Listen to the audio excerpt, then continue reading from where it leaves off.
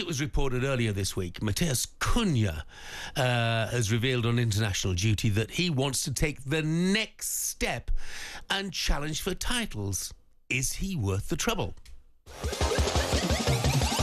That man, Matheus Cunha, a new contract under his arm and a goal to boot. The reality is the club have signed a contract with him primarily to protect their position, knowing that he's going to go in the summer. Who's going to pick him up? Because he's going to have to change. His discipline's going to have to change. Now there's a bit of a slapping match between Milos Kerkez and Matheus Cunha. And Cunha is going to get a red card. 100%. Against Ipswich earlier in the season, when was it? He sort of knocked a steward's glasses off. You know, the manager and the fans got every right to be furious at him. I think he's going to get a volley in the ear when he gets back to his football club. For me, it's normal that he has the ambition to fight for titles. This is natural. In the end of the season, we'll see. Well, it gets the thoughts of a former Wolves skipper who made more than 300 appearances of the club. It's a very good morning to Dave Edwards. Morning, Dave. Good morning, Dave. Good morning, chaps. Oh, yeah, people are questioning about whether anyone will take a chance on Matheus Cunha because of his temperament. Look, he's volatile, but that comes with the fact that he's a brilliant flair player, doesn't it? Yeah, he's emotional, to say the least, and it kind of works for him at times and works against him, obviously, as we've seen on those two occasions this season.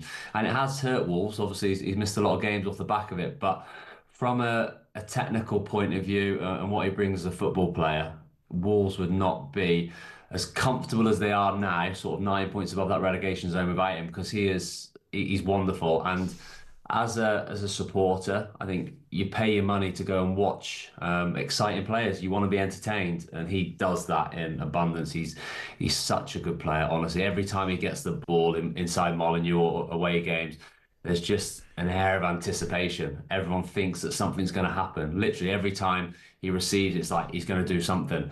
And he's a wonderful player, and he's backed it up with goals this season. Assists as well. He really is the heartbeat of Wolves when they're attacking, and obviously with the form that he's been in, that is going to bring a lot of potential suitors, but his temperament will be an issue for some of the bigger clubs. I've no doubt about that. It's in those big games, if he is going to go to a Champions League club and be fighting for titles, you need to be able to rely on players in those big moments, and that's something he'll need to look at. It's something he needs to learn, but there's no doubt at all that he has the quality to play for a top team.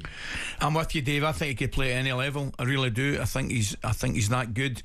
I think he's got a little bit of the, as you correctly say, a little bit of the maverick about him as well, which the one thing you want when you're buying players like, you need players that are going to turn up for the work, and that, by that I mean not be injured or suspended, and he's got a little bit of that about him, which, you know, it actually endears him in some ways to football fans as well.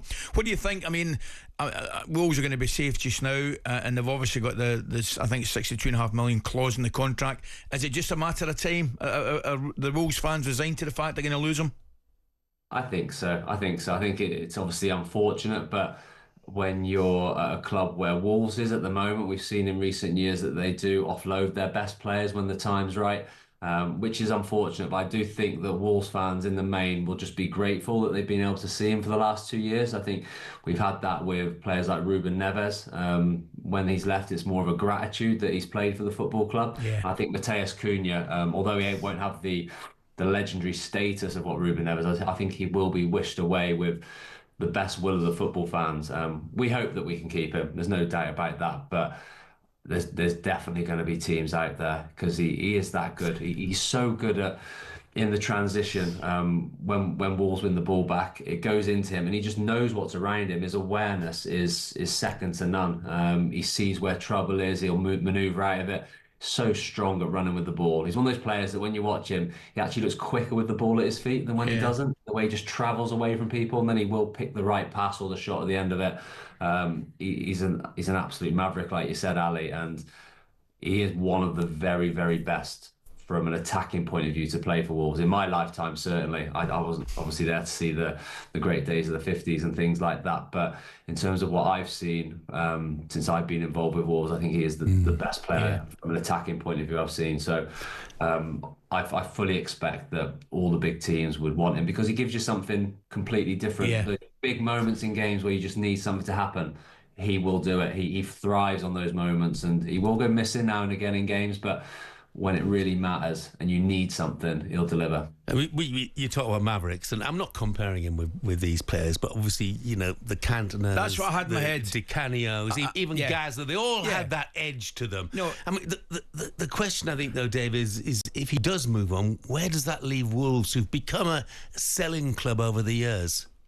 Yeah, it's difficult. It's obviously where the model's at the moment. I do think that the ownership would be looking at, obviously, this season, and they've had it a couple of times now where they've maybe taken Premier League safety for granted a little bit, and then you get into this real panic situation like we've had, say, this year, and when Julian Lopetegui took over a few years ago, where we're bottom of the Premier League, and then you happen to pull out all of the stops in January just to try and make sure they're safe, because it's so important as a global brand to be in the Premier League. So just wonder if they're going to really try to make sure that this doesn't happen again.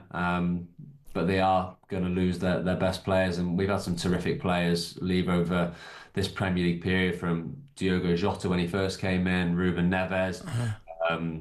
Look at Pedro Neto, who's gone recently. Even this year, you've got Matheus Cunha, you've got Nelson Semedo, who looks like he may go, but Reine Nori's got lots of suitors as well.